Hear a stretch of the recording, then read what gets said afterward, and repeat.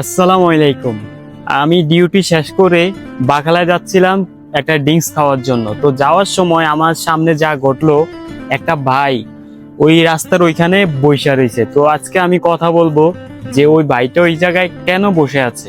তো চলেন ওই ভাইটার কাছে যাই। আমি যাচ্ছিলাম বাকালায়, বুঝছেন। যাওয়ার পর দেখলাম এই জায়গায় উনি বসে রয়েছে। এখন রাত বাজে কয়টা ওটা আপনাদের দেখাই।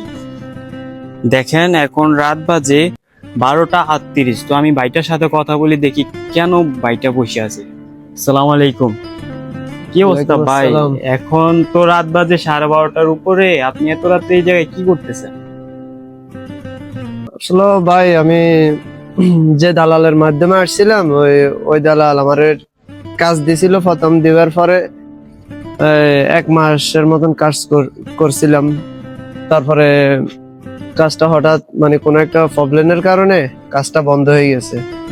তারপর আমি দালালকে অনেকবার ফোন দিয়েছি, ও ফোন রিসিভ করে না। লাস্ট একবার দিলাম, তারপরে সে ধরে বলল যে আরো কয়টা দিন অপেক্ষা কর। তো আপনি যে বাসায় থাকতেন ওই বাসায় কি এখন থাকতেছেন না? বের করে দিছে? হ্যাঁ, আমাদেরকে মানে যে বাসায় ছিলাম ওই বাসা থেকে আমাদেরকে বার করে দিছে। এখন আপনি এই রোডই পার করবেন দিন রাত? কি করব ভাই, আমি তো মানে ওরা বাইর করে দিছে, এখন আমি বাইরে আছি। আমার তো এখানে আত্মীয় স্বজন কেউ নাই যে আমি আমার আত্মীয় স্বজনের বাসায় থাকবো। আচ্ছা, সমস্যা নাই। যেহেতু আমার সাথে দেখা হয়েছে, আপনার একটা ব্যবস্থা হবে। কিন্তু আমি যেসব ভাই ব্রাদাররা বাংলাদেশ থেকে আসতে চায় তাদেরকে একটা মেসেজ দিতে চাই। একটু ফোনটা ধরবেন, আমি একটু কথা বলি। ঠিক আছে। আপনাদের একটা বিষয় নিয়ে আমি কথা বলি। এই যে বাইটার অবস্থা যেরকম হয়েছে, এরকম অবস্থা আপনারও হতে পারে। তো একটু সতর্ক হন, সাবধান থাকেন। দালালের চক্করে না পড়ে হুট করে বিদেশ চলে আইসেন না। 5 লাখ 6 লাখ টাকা খরচ করে আইসা পরে আপনারা কাজ পান না, দালাল কাজ দেয় না।